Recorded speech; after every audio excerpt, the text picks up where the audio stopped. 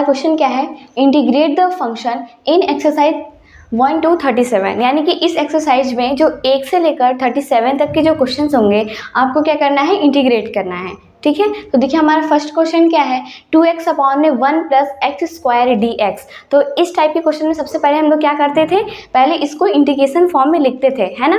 तो चलिए फटाफट से लिख लेते हैं। क्या हो जाएगा, I equal to integration of 2x upon में 1 plus x square d x. ठीक है, सकते हैं हमें यहाँ पर कौन सा मेथड हम लोगों ने पढ़ रखा है, इंटीग्रेशन बाय सब्स्टिट्यूशन, है ना। तो यहाँ पर वही मेथड यूज़ करने वाले हैं। तो अब हमें इस मेथड में क्या होता है कि हमें t सपोज करना होता है। तो t किसको हमें सपोज किया जाए, ये भी फंक्शन देखना होता है, कौन सा फंक्शन है जिसका डेरिवेटिव पूरी तरह से हट जाना चाहिए, है ना। तो यहाँ पर देखिए किसको t सपोज किया जाए, अगर हम लोग 2x को t मानते हैं तो यहाँ पर तो 2 कांस्टेंट बाहर हो जाएगा और x की जगह पर 1 मिल जाएगा, तो मेरा काम तो नहीं बनेगा। अगर हम लोग यहाँ पर 1 प्लस एक्स स्क्वायर को t मान ले तो क्या मेरा काम बन सकता है। देखिए late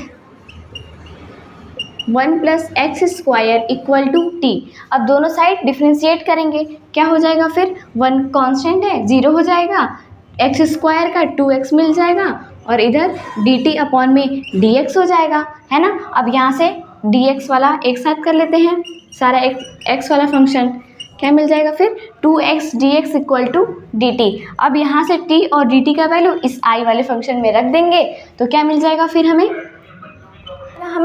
i equal to integration of 2x dx की जगह पर dt है, ठीक, और अपॉन में फिर क्या है हमारा 1 प्लस एक्स स्क्वायर की जगह पर t है। तो यहाँ पर dt बाई टी हमें इसका इंटीग्रेशन अच्छे से पता है, क्या होता है log t। ठीक है, तो यहाँ पर क्या हो जाएगा फिर, i equal to log t plus c। ठीक है, और कांस्टेंट तो लगाना बिल्कुल भूलना ही नहीं है। चलिए अब यहाँ पर देखिए ये हमारा t फॉर्म में आया है पर हमारा क्वेश्चन तो x फॉर्म में है, तो यहाँ पर क्या करेंगे, t का वैल्यू रख देंगे, तब हमें क्या मिल जाएगा, i इक्वल टू लॉग, और t का वैल्यू क्या है, 1 प्लस एक्स स्क्वायर है, तो यहाँ पर mod 1 plus x square plus c। तो इस तरीके से हमारा क्वेश्चन फर्स्ट सॉल्व हो गया है। तो हमारा देखिए सेकंड क्वेश्चन क्या है, log x का स्क्वायर अपॉन में x है। ठीक, तो सबसे पहले क्या करते हैं, इसको इंटीग्रेशन फॉर्म में लिख लेते हैं। तो क्या हो जाएगा, i equal to integration of log x का स्क्वायर अपॉन में x और यहाँ पर dx, इसको लगाना बिल्कुल नहीं भूलना है। ठीक, अब यहाँ पर ध्यान दीजिए कि हमें कौन सा फंक्शन सेलेक्ट करना है जिसका डेरिवेटिव पूरी तरीके से ख़त्म हो जाए, है ना।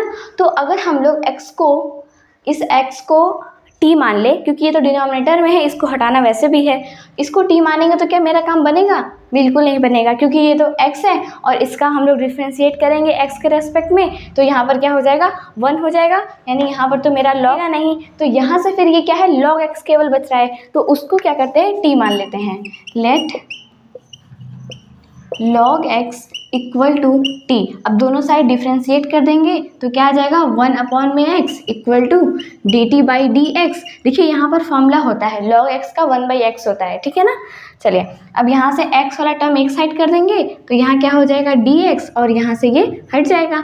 अब यहाँ से t और dt के वैल्यू इस i वाले फंक्शन में रख दीजिए, तो अब क्या मिल जाएगा, i equal to integration of log x की जगह पर t हो जाएगा और उसका स्क्वायर है तो स्क्वायर कर। अब यहाँ पर dx अपॉन में x में क्या दे रहा है, dt दे रहा है, तो यहाँ पर क्या हो जाएगा, t स्क्वायर dt। अब यहाँ पर इंटीग्रेशन का फॉर्मूला लगने वाला है, कौन सा फॉर्मूला, देखिए इंटीग्रेशन ऑफ x की power n dx equal to x की पावर में n+1 अपॉन में n+1, यहाँ पर ये वाला फॉर्मूला लगेगा।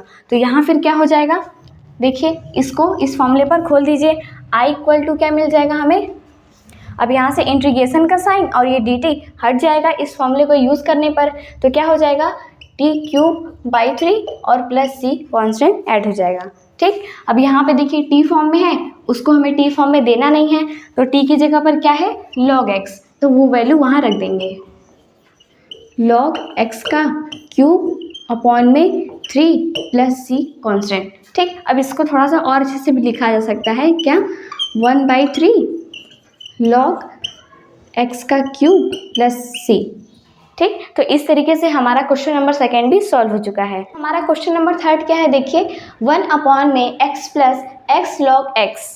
ठीक, तो अब देखिए क्या करते हैं, सबसे पहले इसको इंटीग्रेशन फॉर्म में लिखते हैं।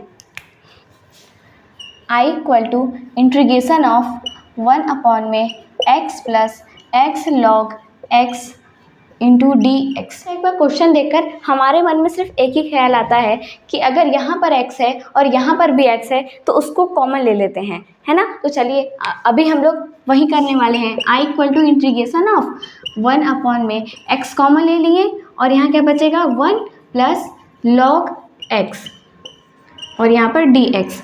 ठीक है, तो अब देखिए हम लोगों ने इंटीग्रेशन बाय सब्स्टिट्यूशन पढ़ रहे हैं यहाँ पर, तो ये क्या हो जाएगा, फिर यहाँ से हम लोग को अब t सेलेक्ट करना है अपना। हमें कोई ऐसा फंक्शन यहाँ पे ढूंढना है जिसका डेरिवेटिव पूरी तरीके से क्या हो जाए, ख़त्म हो जाए, है ना। तो अगर मैं यहाँ पर 1/x जो है उसको देखूं तो उससे मेरा काम नहीं बनेगा, क्योंकि 1/x तो डेरिवेटिव में हो जाएगा और सिंगल x भी मेरा किसी काम का नहीं होगा। तो अब क्या कर सकते हैं, log x को t मान ले रहे हैं, है ना। अब जब यहाँ पर हम लोग log x को t मान ले रहे हैं तो 1 को भी मान लेते हैं, क्योंकि डिफ्रेंसिएशन क्या हो जाएगा, 0 हो जाएगा। तो इसको भी ले लेते हैं, ऐसे हमारा यहाँ पर सिर्फ t बच जाएगा, है ना। चलिए तो अब क्या करते हैं, let 1 plus log x equal to t. अब दोनों साइड डिफ्रेंशिएट कर देंगे, क्या हो जाएगा, 1 कांस्टेंट है 0 हो जाएगा, log x का 1/x और इधर dt/dx, क्योंकि x के रेस्पेक्ट में क्या कर रहे हैं, डिफ्रेंशिएशन। ठीक, अब ये x वाला टर्म एक साइड कर लेंगे तो dx अपॉन में x और यहाँ से ये हट जाएगा। अब यहाँ से t और dt के वैल्यू इस i वाले फंक्शन में रख देंगे, तो i इक्वल टू क्या हो जाएगा, इंटीग्रेशन ऑफ, अब देखिए ये dx/x क्या हो जाएगा, dt हो जाएगा और नीचे का क्या है 1 प्लस लॉग x क्या दे देगा, t यहाँ से। ठीक, तो dt/t का अब हमें इंटीग्रेशन बहुत अच्छे से पता है, क्या होता है log t। x होता तो x कहा जाता, यहाँ पर क्या है t है, तो क्या हो जाएगा log t और प्लस c कांस्टेंट ऐड करना बिल्कुल नहीं भूलना है, क्योंकि ये इंडेफिनिट इंटीग्रेशन है। ठीक, तो अब यहाँ पर देखिए कि हमारा t फॉर्म में आया है और क्वेश्चन तो हमारा x में है, तो क्या कर देंगे, यहाँ से t का वैल्यू रख देंगे, क्या है वहाँ पर log 1 प्लस log x और यहाँ पर प्लस c। तो इस तरीके से हमारा क्वेश्चन नंबर 3 भी देखिए सॉल्व हो चुका है। नेक्स्ट क्वेश्चन क्या है, sin x sin cos x। तो सबसे पहले हमारा काम क्या होता है, इंटीग्रेशन फॉर्म में लिखना, तो वही करते हैं। क्या हो जाएगा, I equal to integration of sin x sin और ब्रैकेट में cos x और ये dx। ठीक है, तो अब देखिए हम लोग को अब यहाँ पे क्या करना है, कोई ऐसा फंक्शन ढूंढना है जिसका डेरिवेट पूरी तरीके से ख़त्म हो जाए। तो यहाँ पर देखिए हम लोग ऐसा करते हैं, cos x को t मान के देखते हैं क्या मेरा सॉल्व हो रहा है या नहीं। तो let cos x equal to t, अब दोनों साइड डिफ्रेंशिएट कर देते हैं, क्या मिल जाएगा, minus sin x equal to dt upon में dx। हमें तो पता ही है कि अगर डिफ्रेंशिएशन में कोई क्वेश्चन c से स्टार्ट है तो उसका आंसर माइनस में ही आता है। अब यहाँ से x वाला टर्म एक साइड कर लेंगे तो क्या मिल जाएगा, minus sin x dx equal to dt। ठीक है, तो अब देखिए ये माइनस साइन ये dt ले लेगा, उससे कोई दिक्कत नहीं है। अब यहाँ से t और dt के वैल्यू इसमें रखते हैं, देखते हैं क्या t हम लोगों ने सही सेलेक्ट किया है कि नहीं। तो I equal to integration of क्या हो जाएगा, अब देखिए sin x dx की जगह पर क्या है हमारा dt हो गया, ओके, और ये माइनस बाहर हो जाएगा। अब यहाँ से साइन बच रहा है, ठीक है, साइन लिख दिया, cos x की जगह पर t। ठीक, तो इस तरीके से हमें पता चल गया कि हमने जिसको t माना था वो हमारा सही है। ठीक, तो आपको इस तरीके से फंक्शन ढूंढना पड़ेगा ताकि उसका कोई डेरिवेट देखिए लास्ट में नहीं बच रहा है। यहाँ पर आपको सॉल्व करने के लिए उतना ही है जितना होना चाहिए, है ना। तो अब देखिए इसके बाद का स्टेप क्या हो जाएगा, फिर इसको इंटीग्रेशन के फॉर्मूले से खोल देते हैं, क्या मिल जाएगा, I इक्वल टू माइनस का माइनस और साइन हमें क्या देगा, माइनस कॉस देगा, माइनस कॉस टी प्लस सी। ठीक, तो यहाँ माइनस कैसे आया, अगर किसी फंक्शन का इंटीग्रेट करने पर अगर वो c से स्टार्ट हो रहा है, जैसे कि यहाँ पर cos है तो वो माइनस में आंसर देता है ना। ठीक है, चलिए अब यहाँ से ये माइनस माइनस इसको प्लस कर देगा, ठीक, और ये cos है, cos हो गया। अब यहाँ पर t है, t फॉर्म में हमें आंसर देना नहीं है, t की जगह पर क्या है, cos x है, तो यहाँ पर क्या मिल जाएगा, cos x और ये प्लस सी, ठीक। यहाँ पे प्लस लिखना जरूरी नहीं है क्योंकि वो वैसे भी प्लस है, ठीक। तो इस तरीके से हमारा एग्जाम्पल नंबर 4 भी सॉल्व हो चुका है। क्वेश्चन क्या है, sine a x plus b cos a x plus B, है ना। तो सबसे पहले इसको क्या करेंगे, इंटीग्रेशन फॉर्म में लिखेंगे। I equal to integration of sine a x plus b cos a x plus b और यहाँ पर डी एक्स। तो अब यहाँ पर आपको एक चीज़ देखने को मिल रहा होगा कि साइन और कॉस क्या है, एक दूसरे के डेरिवेटिव हैं। साइन का इंटीग्रेट करेंगे तो कॉस मिलेगा, कॉस का करेंगे तो साइन मिलेगा, बस वो प्लस माइनस का थोड़ा रहता है, तो उससे प्रॉब्लम नहीं है। तो यहाँ पर आपको फंक्शन ढूंढने के लिए ज़्यादा मेहनत नहीं करना पड़ेगा। आप या साइन को यहाँ पर टी सपोज कर लीजिए या फिर कॉस को, तो मैं यहाँ पर साइन को टी मान रही हूँ, ठीक है। आप चाहे तो कॉस को भी कर लीजिएगा, उससे भी आंसर आ जाएगा। चलिए अब यहाँ पर let sine a x plus b equal to t मैंने मान लिया है, ठीक। अब यहाँ पे देखिए चेन रूल लगेगा थोड़ा सा, क्योंकि देखिए कि हमारा अगर यहाँ पे साइन एक्स होता तो उसका हमें मिल जाता माइनस कॉस, ठीक। पर यहाँ पर क्या है, एक्स की जगह पर ए एक्स प्लस बी है, तो हमें उससे भी क्या करना पड़ेगा, चेन रूल से इसका डिफ्रेंसिएशन करना पड़ेगा, है ना। चलिए कर देते हैं, क्या हो जाएगा, d sine a x plus b upon में d x equal to d t upon में डी एक्स। अब क्या कर सकते हैं, देखिए साइन का हो जाएगा माइनस कॉस, एक्स की जगह पर क्या है ए एक्स प्लस बी है, और अब साइन का हो गया, अब ये वाला केवल बचा, तो इसका क्या मिल जाएगा, देखिए एक्स हमारा यहाँ पे एक कांस्टेंट है वो बाहर हो जाएगा, और x के रेस्पेक्ट में कर रहे हैं इसीलिए x का 1 हो जाएगा। क्या हो जाएगा, d a x plus b upon में d x equal to d t by d x. तो अब क्या हो जाएगा, ये minus cos a x plus b तो वैसे ही रहेगा, और इधर देखिए a और b क्या है, हम लोग का कांस्टेंट नंबर है, तो वो तो बाहर यहाँ पे हो जाएगा ये, ठीक। यहाँ से a बाहर हो गया और x के रेस्पेक्ट में करेंगे तो क्या हो जाएगा, 1 हो जाएगा, और ये b तो पूरा कांस्टेंट 0 दे देगा, यानी यहाँ पर क्या बचेगा, सिर्फ इंटू a बचेगा, ठीक है।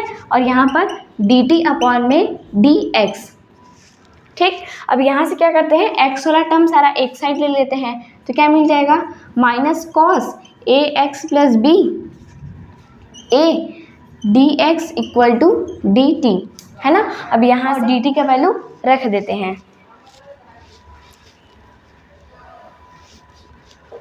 देखिए फिर हमें क्या मिल जाएगा, I equal to integration of sine a x plus b की जगह पर क्या है, t है, और cos a x plus b cos a x plus b d x की जगह पर क्या है, डी टी है। पर यहाँ पर देखिए ये माइनस एक्स्ट्रा है और यहाँ पर ए भी एक्स्ट्रा है, ठीक है, कोई दिक्कत नहीं है। ए तो वैसे भी कांस्टेंट है, तो यहाँ से माइनस इसको दे देगा और अपॉन में क्या हो जाएगा, ए हो जाएगा, तो यहाँ से ये हट गया और ये माइनस भी हट गया। तो अब क्या देखिए ऊपर वाले से मैच है, cos a x plus b d x, cos a x plus b d x, और यहाँ पे क्या हो जाएगा, माइनस डी टी अपॉन में ए, और यहाँ पे ए क्या है, कांस्टेंट है, तो उसको बाहर कर देते हैं, तो क्या मिल जाएगा फिर हमें, I equal to minus 1 by a integration of t d t, ठीक है। फॉर्मूला पता ही है क्या हो जाएगा, इसकी पावर में 1 है और हमें इसका फॉर्मूला अच्छे से पता है, क्या हो जाएगा, इंटीग्रेशन ऑफ एक्स की पावर एन डी एक्स हमें क्या देता है, एक्स की पावर में n प्लस 1 अपॉन में n प्लस 1 देता है, ठीक। तो यहाँ पर n क्या है, 1 है, ठीक है, हो जाएगा, क्या हो जाएगा, I equal to minus 1 upon a, और यहाँ पर इंटीग्रेशन साइन और डी टी फॉर्मूले के साथ ही हट जाएगा, क्या मिल जाएगा हमें, टी स्क्वायर बाई 2, इसमें एक ऐड होगा और यहाँ पर वही पावर फिर नीचे हो जाएगा और ये हट जाएगा, ठीक है।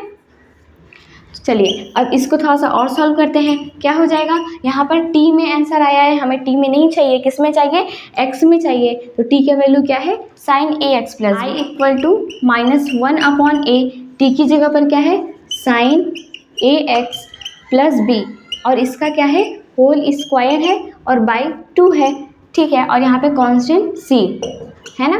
तो अब इसको थोड़ा सा और अच्छे से लिख देते हैं, कैसे हो जाएगा फिर, I equal to minus 1 by 2a, और यहाँ पर sine a x plus b का होल स्क्वायर और कांस्टेंट c, ठीक। तो इस तरीके से देखिए हमारा क्वेश्चन नंबर 5 भी सॉल्व है। अब यहाँ पर क्या है, रूट में ax प्लस बी है। सबसे पहले क्या करेंगे, इंटीग्रेशन फॉर्म में लिखेंगे। तो क्या मिल जाएगा हमें, i equal to integration of root ax plus b और यहाँ पर dx। अब यहाँ पर देखिए हमें फंक्शन ढूंढने की कोई ज़रूरत नहीं है, क्योंकि यहाँ पर तो अब ये फॉर्मूले पर ही सॉल्व हो जाएगा। देखिए कैसे, ये रूट ये पूरे के लिए है, तो यहाँ पर इन सब का होल स्क्वायर क्या मिल जाएगा हमें, 1/2, क्योंकि रूट को तो 1/2 फॉर्म में लिख सकते हैं।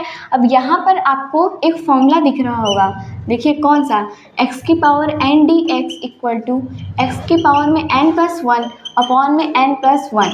फॉर्मूले पर हम लोग इसको क्या कर देंगे, ओपन कर देंगे। तो क्या हो जाएगा, देखिए इंटीग्रेशन का साइन और ये dx इस फॉर्मूले के साथ ही ख़त्म हो जाएगा। तो अब हमें क्या मिल जाएगा, ax प्लस बी की पावर में 1/2 प्लस 1 अपॉन में 1/2 प्लस 1। ठीक, पर ये सिर्फ यहीं तक नहीं है। देखिए अभी हम लोगों ने इसके पावर को सॉल्व किया है, अभी ये ax प्लस बी क्या है, बचा है, तो इसको भी सॉल्व करेंगे। चेन रूल से ये सॉल्व होगा। तो क्या x के रेस्पेक्ट में कर रहे हैं, तो x है और a और b तो क्या है, कांस्टेंट है। तो ax का हमें क्या मिल जाएगा, ax का a बाहर हो जाएगा और x के रेस्पेक्ट में कर रहे हैं तो वहाँ पर 1 हो जाएगा, यानी कि ये a कहाँ आ जाएगा, अपॉन में आ जाएगा। इंटीग्रेशन में डिवीज़न फॉर्म में जाता है और डिफ्रेंसिएशन में इनटू फॉर्म में। ठीक, तो इस तरीके से ये हो जाएगा। और यहाँ पर प्लस c कांस्टेंट ऐड करना नहीं भूलना है। i इक्वल टू अब क्या हो जाएगा, ax प्लस b की पावर में 2 1 जा 2 प्लस 1 यानी कि 3/2 हो जाएगा। वैसे ही यहाँ पर 3/2 यानी 3a/2। ठीक, और यहाँ पे प्लस c। अब इसको थोड़ा सा और अच्छे से लिख लेते हैं, क्या हो जाएगा, अब इस 3a/2 को अगर ऊपर भेजेंगे तो क्या हो जाएगा, 2/3a ax प्लस b की पावर में 3/2 प्लस c कांस्टेंट। तो इस तरीके से हमारा क्वेश्चन नंबर 6 भी देखिए सॉल्व हो गया है। अब हमारा क्वेश्चन नंबर 7 क्या है, देखिए x रूट में x प्लस 2 है। सबसे पहले हमारा काम अब क्या है, इंटीग्रेशन फॉर्म में लिखना। तो चलिए फटाफट से लिख लेते हैं। क्या हो जाएगा, x रूट x प्लस 2 और यहाँ पर dx। अब देखिए इस क्वेश्चन में हमें हमारा फंक्शन नहीं समझ में आ रहा है और उसका डेरिवेट नहीं समझ में आ रहा है। तो क्या कीजिए, मैंने आपको पिछले वाले लेक्चर में बताया भी था कि जो भी रूट में हो या फिर ब्रैकेट में हो उसको ही आप t मान लीजिए। तो इस तरीके से हमारा क्वेश्चन सॉल्व हो सकता है। तो यहाँ पर भी क्या करते हैं, हमें डेरिवेटिव और फंक्शन नहीं समझ में आ रहा है तो यहाँ पर रूट x वाले को ही t मान लेते हैं। तो let x plus 2 equal to t। ठीक, रूट को नहीं मानना है, केवल उसके अंदर के जो भी फंक्शन लिखा होगा उसको। ठीक, तो अब इसका डिफ्रेंशिएट करने वाले हैं तो x का क्या हो जाएगा, 1 हो जाएगा और कांस्टेंट का तो 0 हो जाएगा, इक्वल टू dt/dx हो जाएगा। अब यहाँ से dx इक्वल टू dt, यानी कि हमारा dx किसके बराबर है, dt के। तो अब t और dt का वैल्यू इस i वाले फंक्शन में रख दीजिए। तो क्या मिल जाएगा फिर हमें, i equal to integration of x हो जाएगा और यहाँ पर x प्लस 2 की जगह पर रूट t और यहाँ से dx इक्वल टू क्या मिल जाएगा, dt मिल जाएगा। हमारा ये x फंक्शन बच रहा है तो इसको चेंज करते हैं। देखिए कैसे, यहाँ से x का वैल्यू निकाल लेते हैं। क्या मिल जाएगा, x इक्वल टू t-2 मिल जाएगा। जैसे हम लोगों ने एग्जाम्पल में भी इस टाइप का क्वेश्चन कर रखा है। तो यहाँ पर क्या कर देते हैं, x का वैल्यू रख देते हैं। क्या हो जाएगा, t-2 रूट t dt। और ऐसा करने का वजह ये है कि यहाँ पर यहाँ पर t है और यहाँ पर भी t के रेस्पेक्ट में हो रहा है, तो ये x है तो उसका नहीं कर सकते हैं, इसलिए हमने क्या किया, उस x को t फॉर्म में कन्वर्ट कर दिया। अब देखिए क्या कर सकते हैं, इस रूट को हम लोग 1/2 फॉर्म में लिख सकते हैं। ठीक, अब इसका हम लोग अंदर मल्टीप्लाई कर देते हैं। तो क्या मिल जाएगा हमें, इंटू टी की पावर में 1/2। ठीक, और माइनस का माइनस हो जाएगा और यहाँ पर 2t की पावर में 1/2 और ये dt। ठीक, और ये इंटीग्रेशन का साइन तो रहेगा ही। अब क्या कर सकते हैं, देखिए ये बेस सेम है तो पावर क्या होता है, ऐड हो जाता है। तो 1 और प्लस 1/2 क्या देगा, 3/2 देगा। तो इंटीग्रेशन ऑफ t की पावर में 3/2 और डिस्ट्रीब्यूट कर देते हैं तो ये dt और माइनस यहाँ से 2 कांस्टेंट बाहर और t की पावर में 1/2 dt। अब देखिए ये फॉर्मूला हमें अच्छे से पता है। यहाँ पे क्या लिखा है, x की पावर n यानी t की पावर में 3/2, उससे कंपेयर कर देंगे।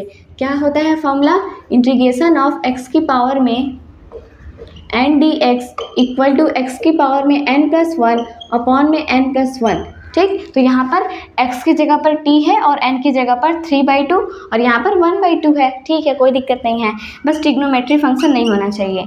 तो यहाँ से अब इंटीग्रेशन साइन और dt फॉर्मूले के साथ ही हट जाएगा। क्या मिल जाएगा, t की पावर में 3/2 + 1 अपॉन में 3/2 + 1। ठीक, और यहाँ पर -2 t की पावर में 1/2 + 1 अपॉन में 1/2 + 1। अब इसको ऐड कर देते हैं, क्या मिल जाएगा फिर हमें, i इक्वल टू, अब देखिए 2 1 जा 2 + 3 5/2 देगा, यानी कि t की पावर में 5/2 अपॉन में 5/2। ठीक, और यहाँ पर बीच में माइनस की जगह पर माइनस हो जाएगा, 2 की जगह पर 2, और यहाँ पर 2 1 जा 2 + 1 3/2 मिलेगा हमें, यानी कि t की पावर में 3/2 अपॉन में 3/2। ठीक, तो अब यहाँ पे एक चीज़ ध्यान दीजिए, इस 5/2 को और 3/2 को क्या करेंगे, ऊपर लेकर जाते हैं। तो अब क्या मिल जाएगा हमें, ये 2/5 हो जाएगा, और यहाँ पर 2 पहले से था और 2 ऊपर गया, तो यानी कि 4/3 हो गया। अब देखिए यहाँ पर हमारा t फॉर्म में आंसर है, हमें किस में चाहिए, x फॉर्म में, तो t की जगह पर क्या है, x+2 है। उसके बाद देखिए मैं यहाँ पर लिख दे रही हूँ i इक्वल टू 2/5 और t की जगह पर क्या है, x+2 की पावर में 5/2, फिर माइनस है, फिर 4/3 और x+2 की पावर में 3/2 और ये प्लस सी कांस्टेंट। ठीक, तो इस तरीके से ये वाला हमारा फाइनल आंसर। ठीक, तो ये हमारा फाइनल आंसर है। अब हमारा क्वेश्चन नंबर 8 क्या है, x रूट में 1 + 2x²। ठीक, तो अब यहाँ पर सबसे पहले क्या काम करेंगे, इंटीग्रेशन फॉर्म में। ठीक, तो क्या हो जाएगा, i equal to integration of x root में 1 + 2x² हो जाएगा, और यहाँ पर dx, और dx क्यों लिख रहे हैं आपको अच्छे से पता है, क्योंकि यहाँ पर हम लोग x के रेस्पेक्ट में क्या कर रहे हैं, इंटीग्रेशन कर रहे हैं। ठीक है, तो इस बात में आपको कोई कन्फ्यूजन नहीं होना चाहिए। अब क्या कर सकते हैं, देखिए यहाँ पर जो भी फंक्शन है, जो भी इंटीग्रेंड है, हमें वहाँ पर फंक्शन ढूंढना होता है, और हमें यहाँ पर समझ नहीं आ रहा है कि किस फंक्शन का कौन सा डेरिवेटिव है। तो इस टाइप के क्वेश्चन में मैंने आपको क्या हिंट दिया था कि जो भी रूट में या फिर ब्रैकेट में होगा उसको ही t सपोज कर लेंगे। तो चलिए यहाँ पर भी वही करते हैं, let 1 + 2x² equal to t। अब दोनों साइड डिफ्रेंशिएट कर देंगे। अब क्या मिल जाएगा, कांस्टेंट 1 है, 0 हो जाएगा, 2 की जगह पर 2, और ये अब यहाँ पर हमें क्या है, x की पावर n है ना, कांस्टेंट तो बाहर हो गया। अब यहाँ पर dx² अपॉन में dx इक्वल टू dt/dx। ध्यान रखिएगा ये 0 हो चुका है, तो अब क्या हो जाएगा 2। अब यहाँ पर फॉर्मूला तो पता ही है कि वो पावर नीचे आता है और उसमें से एक माइनस हो जाता है, तो क्या हो जाएगा 2 2 जा ये 4 हो जाएगा, और x हो जाएगा 4x, क्योंकि उसमें से एक कम होगा तो 1 बचेगा, यानी कि x हो जाएगा। ठीक, और इधर dt/dx। अब यहाँ से x वाला फंक्शन एक साइड कर लेते हैं, क्या हो जाएगा 4x dx equal to dt हो जाएगा। ठीक, अब यहाँ से t और dt का वैल्यू इस i वाले फंक्शन में रख देते हैं, तो अब क्या मिल जाएगा हमें, i equal to integration of x dx की जगह पर तो हमारा dt हो जाएगा, पर ये 4 एक्स्ट्रा है, तो क्या करते हैं, इसको dt के पास भेज देते हैं, कोई दिक्कत नहीं है, माइनस और कांस्टेंट नंबर वो ले सकता है ना। तो क्या हो जाएगा dt अपॉन में 4, और यहाँ पर रूट वाले का पूरा टर्म्स क्या है, t है, तो रूट में t हो जाएगा। अब देखिए यहाँ पर अब क्या कर सकते हैं,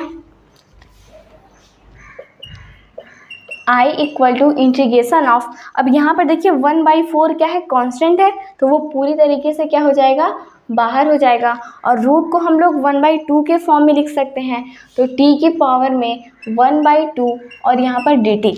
ठीक, तो अब देखिए यहाँ पर इंटीग्रेशन का फॉर्मूला आसानी से लग जाएगा। अब हमें इसका फॉर्मूला भी पता है, क्या होता है, इंटीग्रेशन ऑफ x की पावर n dx हमें क्या देता है, x की पावर में n+1 अपॉन में n+1, यहाँ पर भी वही लगने वाला है। ठीक, तो अब देखिए क्या कर सकते हैं, i इक्वल टू 1/4 बाहर रहेगा, इंटीग्रेशन साइन और dt फॉर्मूले के साथ ही हट जाएगा, तो क्या मिल जाएगा अब हमें, t की पावर में 1/2 + 1 अपॉन में 1/2 + 1 और हमारा कांस्टेंट c ऐड होना बिल्कुल नहीं भूलेगा।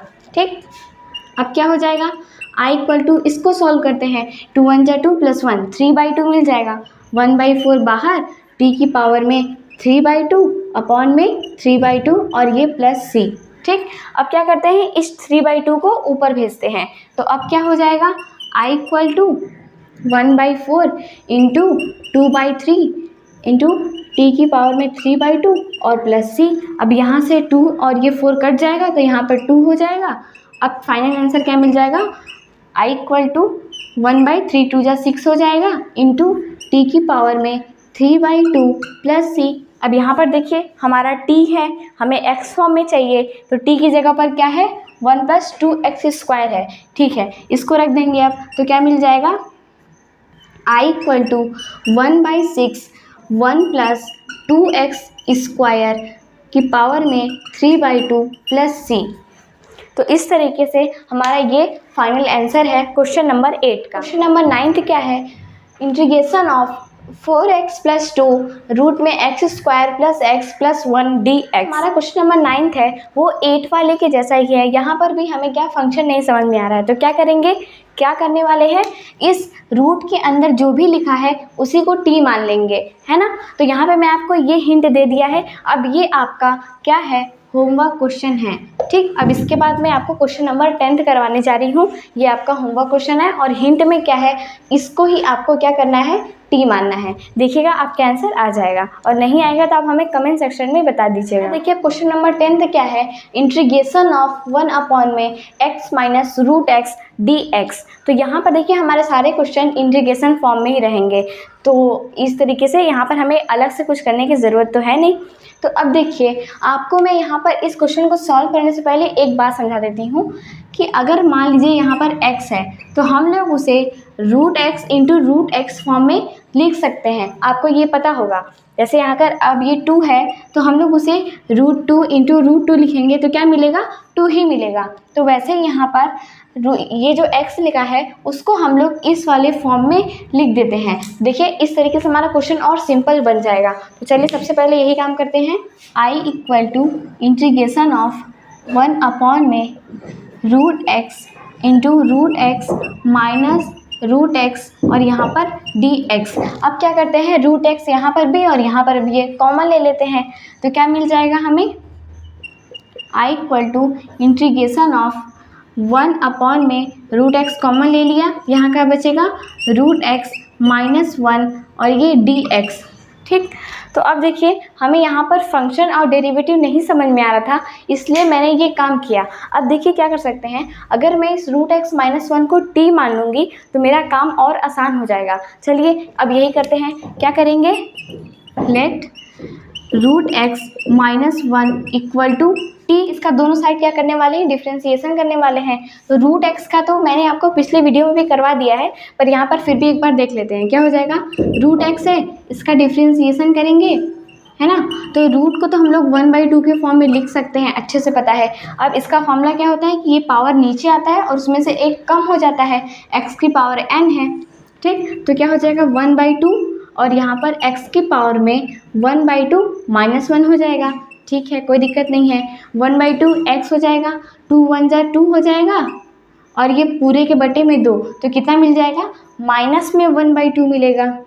अब यहाँ से आपको एक चीज़ तो बहुत अच्छे से पता है कि अगर कोई चीज़ ऊपर माइनस है और बटे में जाएगा तो क्या कर देगा, प्लस कर देगा। तो यहाँ पर भी 1/x की पावर में 1/2।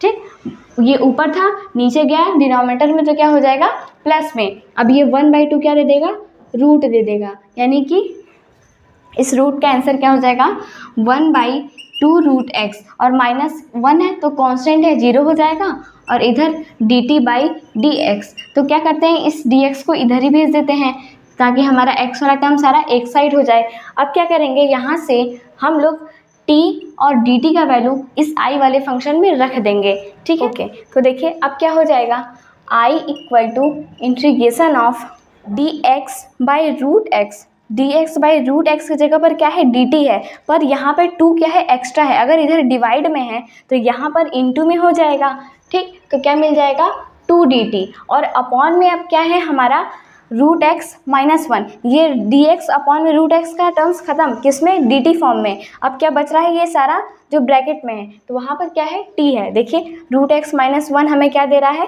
t दे रहा है, ठीक। और यहाँ से क्या है फिर 2 कांस्टेंट है, बाहर कर देते हैं, क्या मिल जाएगा 2 बाहर और dt बाई t है। अब तो हमें इसका इंटीग्रेशन बहुत अच्छे से पता है, क्या होता है log t होता है, तो i equal to 2 log mod t plus c। अब यहाँ पर ध्यान दीजिए ये हमारा t फॉर्म में है और हमें t फॉर्म में आंसर नहीं छोड़ना है, तो t की जगह पर क्या है रूट एक्स माइनस 1 है, तो अब इस यहाँ पे क्या रख देंगे रूट एक्स माइनस 1 प्लस सी। तो इस तरीके से देखिए ये हमारा फाइनल आंसर आ जाएगा। तो इस तरीके से देखिए हम लोग अपना क्वेश्चन सॉल्व करते हैं। हमारा क्वेश्चन नंबर 11 क्या है, इंटीग्रेशन ऑफ x अपॉन में रूट x प्लस 4 dx। तो अब देखिए इस क्वेश्चन में क्या कर सकते हैं हम लोग, अब यहाँ पर डिनोमिनेटर में एक ऐसा फंक्शन है जिसको हटाना थोड़ा मुश्किल है ना, क्योंकि यहाँ पर अगर t भी इसको मान लेंगे तो भी मेरा ऊपर से तो ये हटने वाला है नहीं, क्योंकि अगर x के रेस्पेक्ट में डिफ्रेंसिएशन करेंगे तो x का तो 1 हो जाएगा और ये 4 कांस्टेंट का तो 0 हो जाएगा, तो मेरा काम नहीं बन पाएगा t सपोज करने पर, है ना। तो क्या करते हैं इस डिनोमिनेटर को हटाने के लिए ऊपर भी इसके जैसा ही बना देते हैं, है ना। क्या करेंगे नीचे के डिनोमिनेटर को हटाने के लिए ऊपर भी इसके जैसा बना देते हैं, कैसे देखिए क्या हो जाएगा i equal to integration of x upon में रूट एक्स प्लस 4, यहाँ पर dx हो जाएगा।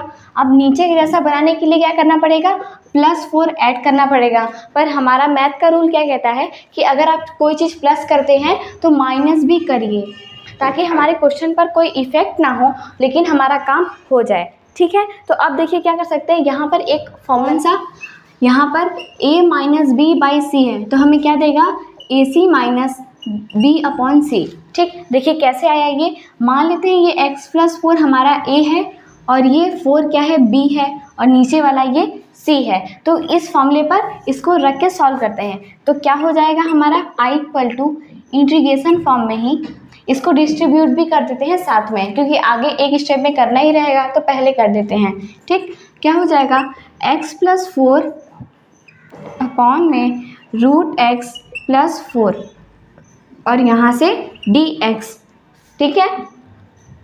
a बाई सी हो गया, बीच में क्या हो जाएगा माइनस, फिर इंटीग्रेशन ऑफ क्या है b अपॉन सी है, b क्या है यहाँ पर 4dx है और अपॉन में क्या है रूट एक्स प्लस 4 है, ठीक।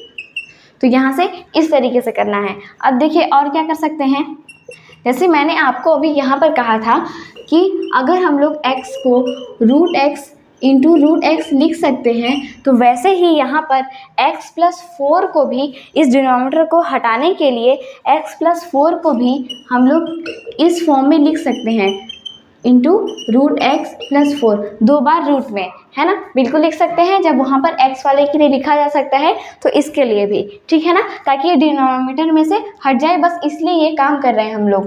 तो अब क्या हो जाएगा देखिए root x plus 4 into root x plus 4 upon में रूट एक्स प्लस 4, ठीक। और यहाँ पर dx माइनस ये 4 कांस्टेंट है, ठीक है, बाहर कर दिया और क्या मिल जाएगा 1 अपॉन में x प्लस 4। अब ध्यान दीजिए ये रूट को 1/2 फॉर्म में लिख सकते हैं, तो 1/2 और यहाँ पर dx, ऐसा क्यों किया है आपको अभी समझ में आ जाएगा। अब देखिए यहाँ से एक रूट एक्स प्लस 4 तो कट जाएगा, तो हमें अब क्या मिल जाएगा, देखिए एग्जाम में मत काटिएगा, मैंने आपको समझाने के लिए बस यहाँ पर किया है।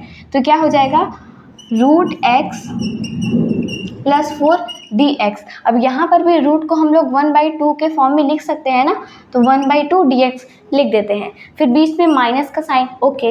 यहाँ पर 4 है, अब देखिए ये 1/2 क्या है डिनोमिनेटर में है, तो इस पर भेजेंगे तो क्या हो जाएगा, अगर ये प्लस है तो ऊपर जाएगा तो माइनस में हो जाएगा, तो इंटीग्रेशन ऑफ क्या हो जाएगा x प्लस 4 की पावर में -1/2 dx। ठीक है। तो अब देखिए यहाँ पर ये कितनी आसानी से सॉल्व हो गया है। अब हम लोग यहाँ पर इंटीग्रेशन का फॉर्मूला आसानी से लगा सकते हैं। यहाँ पर अब कौन सा फॉर्मूला लगने वाला है, इंटीग्रेशन ऑफ एक्स की power n d x equal to x की पावर में एन प्लस वन अपॉन में एन प्लस वन, ये फॉर्मूला लग जाएगा। ठीक है, इसके बेस पर ही ये हमारा क्वेश्चन सॉल्व हो जाएगा। ठीक है, तो अब देखिए क्या हो जाएगा, आई इक्वल टू इंटीग्रेशन में क्या है, x प्लस 4 की पावर में 1/2 है, उसमें एक ऐड हो जाएगा, तो इंटीग्रेशन का साइन भी इसके साथ ही हट जाएगा इस फॉर्मूले के यूज़ करने पर ही। तो क्या हो जाएगा, x प्लस 4 की पावर में 1/2 प्लस 1 अपॉन में 1/2 प्लस 1, और ये पूरा बंद कर देंगे। ठीक, फिर यहाँ पर क्या है, माइनस है और 4 है। ठीक, अब यहाँ पर इंटीग्रेशन और dx को हटाएंगे और यहाँ पर भी वही फॉर्मूला, तो क्या मिल जाएगा हमें, x प्लस 4 की पावर में माइनस 1/2 प्लस 1 अपॉन में माइनस 1/2 प्लस 1, और यहाँ पे प्लस सी कॉन्स्टेंट तो ऐड रहेगा ही। ठीक है, ओके। तो अब क्या कर सकते हैं, ध्यान दीजिए, i इक्वल टू, अब इसको थोड़ा सा सॉल्व कर लेते हैं। क्या हो जाएगा, 2 1 जा 2 प्लस 1 3/2, यानी कि x प्लस 4 की पावर में क्या मिल जाएगा, 3/2 और अपॉन में 3/2, फिर बीच में माइनस 4 है। ठीक, अब यहाँ से देखिए 2 1 जा 2 और माइनस 1, यानी कि क्या मिल जाएगा, 1/2। तो x प्लस 4 की पावर में 1/2 अपॉन में 1/2, और ये प्लस सी कॉन्स्टेंट। ठीक, अब क्या करते हैं, इस 3/2 को और 1/2 को ऊपर भेजते हैं, तो क्या मिल जाएगा, 2/3, x प्लस 4 की पावर में 3/2, ये माइनस, अब ये 2 ऊपर जाएगा तो इसको 4 2 जा 8 कर देगा, और यहाँ पर x प्लस 4 की पावर में 1/2 और ये प्लस सी हो जाएगा। और यहाँ पे क्या कर सकते हैं, यहाँ तक भी आपका आंसर कंप्लीट है, पर अगर कर भी देंगे तो कोई दिक्कत नहीं है। देखिए क्या हो जाएगा, 2/3 x प्लस 4 की पावर में 3/2 माइनस 8, और ये देखिए 1/2 क्या देता है, रूट देता है, तो रूट में x प्लस 4 प्लस सी। तो इस तरीके से हमारा क्वेश्चन नंबर 11 भी देखिए सॉल्व हो गया है। क्वेश्चन नंबर 12 क्या है, integration of x cube minus 1 की पावर में 1/3 x की पावर 5 dx। तो अब इस टाइप के क्वेश्चन में अगर हमें फंक्शन नहीं समझ में आ रहा है तो क्या करेंगे, ये जो हमारा ब्रैकेट में लिखा गया है उसको t मान लेंगे। ये एक ट्रिक है, मैंने आपको बताया भी था कि अगर इस टाइप के क्वेश्चन में अगर आपको नहीं समझ में आ रहा है कि किसको t सपोज करें, तो जो भी रूट या ब्रैकेट में होगा आप उसको t मान लीजिएगा। तो क्या करते हैं, सबसे पहले i equal to integration of x cube minus 1 की पावर में 1/3 और x की पावर 5 dx। अच्छा, अब देखिए इस 5 को हम लोग 3 और x स्क्वायर फॉर्म में तोड़ सकते हैं, है ना। देखिए अब यहाँ पर क्योंकि बेस सेम है तो पावर क्या हो जाएगा, ऐड हो जाएगा, तो हमें फिर से x की पावर में 5 मिल जाएगा, तो इसमें कोई दिक्कत नहीं है। ठीक, अब क्या करते हैं, अब इस x क्यूब प्लस 1 माइनस 1 को t मान लेते हैं, x cube minus 1 equal to t। ठीक, अब देखिए यहाँ से क्या करते हैं, इस x क्यूब का वैल्यू भी निकाल लेते हैं। क्या मिल जाएगा, x cube equal to t, ये माइनस में इधर जाएगा तो प्लस 1। ठीक, अब इसको छोड़कर ये जो हमारा ये वाला आया है फंक्शन, उसका दोनों साइड डिफ्रेंसिएशन कर देते हैं, तो क्या मिल जाएगा, 3x स्क्वायर, 1 कॉन्स्टेंट है 0 हो जाएगा, और dt अपॉन में dx। अब क्या करते हैं, ये सारा x वाला टर्म एक साइड ले लेते हैं, तो क्या हो जाएगा, dx इक्वल टू dt। ठीक, अब यहाँ से t और dt का वैल्यू और साथ ही साथ x क्यूब का भी वैल्यू रख देंगे, ताकि हमारा जो फंक्शन है पूरी तरीके से t फॉर्म में चेंज हो जाए। ठीक है, तो चलिए रखते हैं।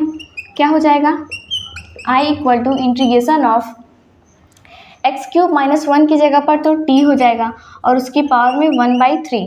ठीक, और x क्यूब की जगह पर क्या है, t प्लस 1 है, t प्लस 1।